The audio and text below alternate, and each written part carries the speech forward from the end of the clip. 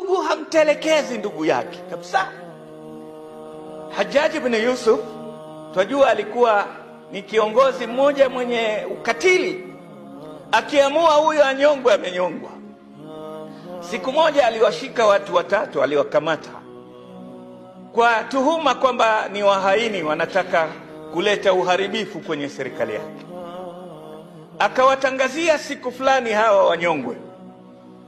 Siku ile ya kunyongwa, Hajjaji amekaa kwenye kiti chake na ulinzi wake, watu wamehudhuria kunyongwa wale mabwana watatu.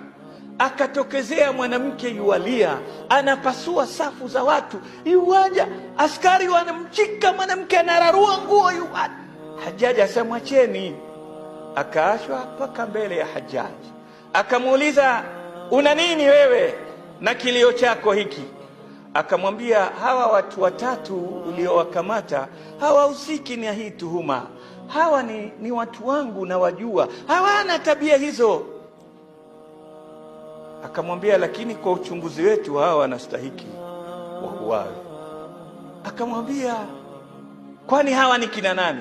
Akasema, mmoja ni mtoto wangu, wa pili ni ndugu yangu, watatu ni mume wangu.